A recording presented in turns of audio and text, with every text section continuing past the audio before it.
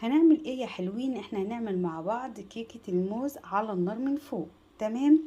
معايا معلقتين من الزبدة، معلقتين من الزبدة هيسخنوا، وننزل بمعلقتين من السكر ونشوف مع بعض. ومعايا الزبدة سخنت يا حلوين، هننزل بمعلقتين من السكر اهو. عايزينهم ايه؟ طيب عايزينهم يتكرملوا كده، يدونا اللون الذهبي. وقلبي كده ونشوف هنعمل ايه مع بعض. معايا السكر اتكرمل يا حلوين اهو. تمام. بصوا اداني اللون الدهبي اللي انا عايزاه. معايا ايه بقى؟ معايا الموز بتاعي. بصوا انا مقشراه بالشكل ده. تمام اهو زي ما حضراتكم شايفين. هعمل ايه الخطوه دي؟ هنشوف مع بعض. هنزل كده اهو بالشكل ده.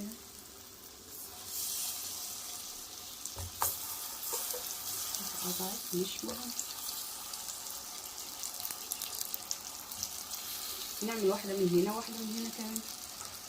وده الشكل يا حلوين. هنوطي عليها على الاخر، وتعالوا بينا نعمل الخليط بتاعنا. يلا بينا. معايا بيضتين يا حلوين، هنزل ببيضتين كاملين. تمام. ومعايا 2 من الفانيليا، كل بضاية عليها كيس من الفانيليا. تمام. ومعايا ايه تاني؟ معايا مج الا ربع من السكر، او 5 معالق سكر كبار. تمام. ممكن لو عايزه تزوديهم يبقى 6 كده حلوه قوي، لان احنا كده كده حاطين في الموز سكر. واقلبي يا ست البنات لمده 5 دقايق، السكر يدوب كده ونرجع مع بعض. وقلبت يا حلوين كده اهو، ايدي في السكر. تمام. والبيض والفانيليا. هنزل بمج الا ربع من الزيت على سمنه. عايزه تعملي زيت لوحده اوكي، عايزه تعملي سمنه لوحدها زي ما انت عايزه، بس انا حابه زيت على سمنه. تمام. ونقلب كده اهو لمده 3 دقايق كمان وارجع معاكم. وقلبت يا حلوين 3 دقايق كمان، وهنزل بمج من الدقيق. تمام. احنا معانا مج ونص من الدقيق، انا نزلت بمج. تمام. وهنزل بمعلقه كبيره من البيكنج باودر، معلقه كبيره بيكنج باودر. تمام. ماشي يا حلوين. هنزل بايه تاني؟ هنزل ب4 معالق من الكاكاو، 4 معالق من الكاكاو. تمام. وهشوف هعجن، لو العجينه لسه طريه معايا تمام يبقى هحط دقيق تاني. هنشوف مع بعض. معلش يا جماعه انا نسيت خالص، معلش سوري، نسيت احط اللبن معاكم. نص مج من اللبن، عادي تحطيه كده مش مهم، مفيش اي مشكله. قلبي كده هيديني القوام اللي انا عايزاه، ولا هنحتاج دقيق ولا هنحتاج حاجه. بصوا اللون اهو.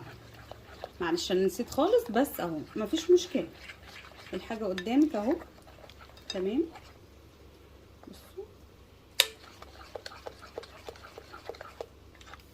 كده قوام الكيكه خف سنه، ممكن نزود حبه دقيق كمان، حبه صغيره كده. يبقى احنا واخدين مج ونص من الدقيق، و4 معالق من الكاكاو على الخليط بتاعنا، نص لبن، نص زيت على سمنه، بيضتين، 2 فانيليا، معلقه كبيره بيكنج باودر. تمام. واحنا حاطين الموز مع السكر ومع الزبده بيتكرمل.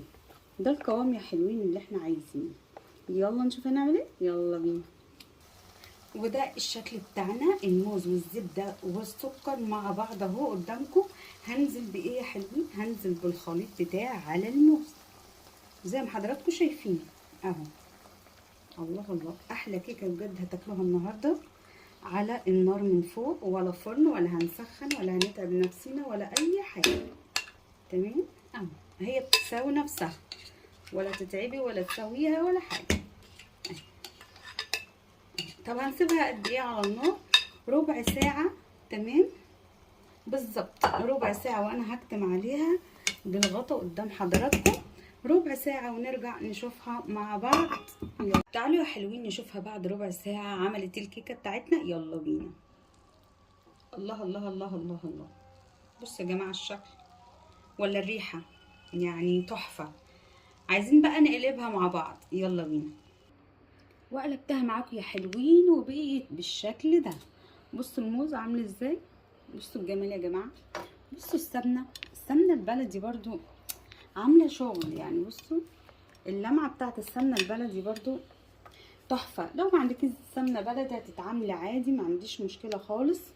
ممكن لو انتي حابه تدلعي الولاد صوص كده شوكولاته بيضه، الله الله الله الله، لو انت حابه. تمام. مرضيش اعمل شوكولاته غامقه عشان ما يبقاش كله كده غامق في غامق، وانتي ليكي حريه الاختيار طبعا.